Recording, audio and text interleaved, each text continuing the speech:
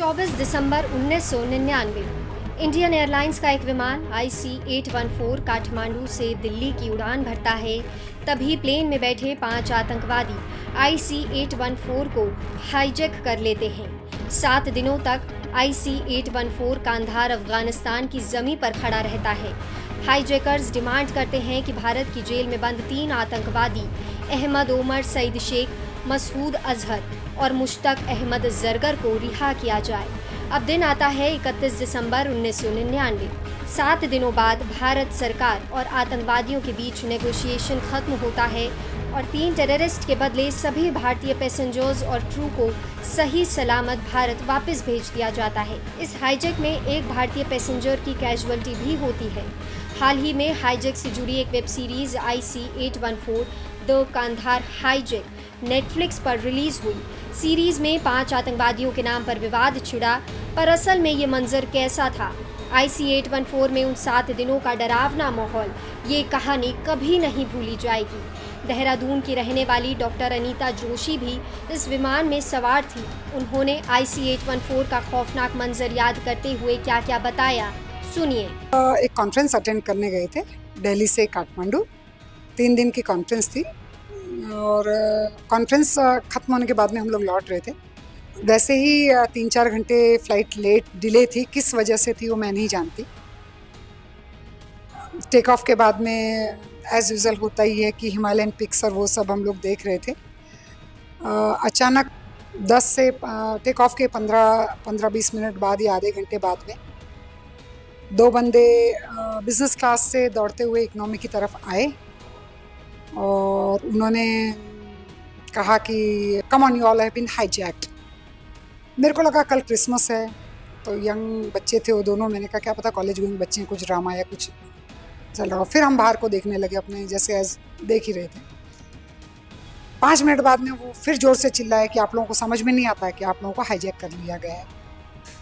मेरे ख्याल से वो लोग 8-10 जेंट्स को एट रैंडम उठा के ले गए थे। इसमें 2-4 फॉरेनर्स भी थे, 2-4 इंडियंस थे। जब मेरे को उन लोगों ने आगे बुलाया कि आप चलिए, तो मेरे को ये नहीं पता था मेरे को कहाँ ले जा रहे हैं, क्योंकि पहली तो बात आपको ये बता दूं कि बिज़नेस क्लास पूरा खाली करा दिया गया था, सबको इकोनॉमी में ट्रांसफ़र कर दिया था। तो भाई उन्होंने कहा कि चलिए, तो मैं उसके पीछे चल दी। जब मैं आगे गई बिज़नेस क्लास में तो मेरे रोंगटे खड़े हो गए, क्योंकि 8-10 लोगों को के फेस पे कंबल डाला हुआ था। सीट पे 8-10 लोग एट रैंडम बैठे थे, कोई कहीं कोई कहीं कोई कहीं। उसमें से एक रुपिन थे।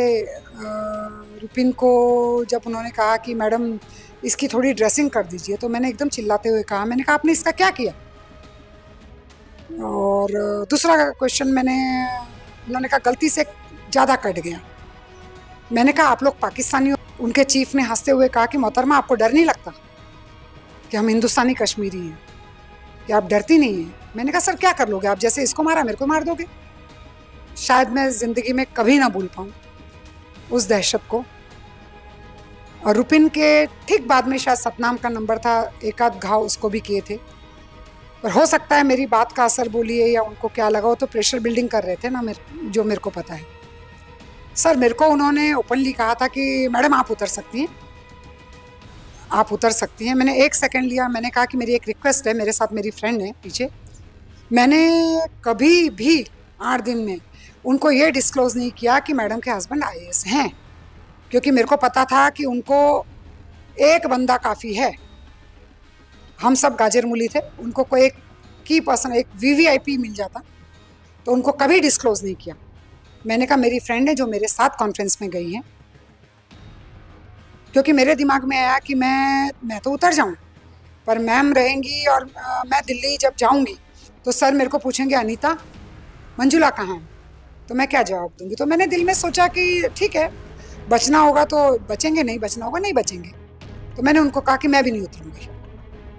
सर पहली बात तो ये बताऊं कि मैंने उस वेब सीरीज़ का एक एपिसोड हल्का फुल्का देखा है, मैंने पूरे एपिसोड नहीं देखे। दूसरा, काफ़ी हल्ला हो रहा है कि उनका नाम जो भी है। पहली बात तो ये बताऊं कि जो अंदर जो नाम उनको जो एड्रेस किया जा रहा था, इन्हीं नामों से किया जा रहा था।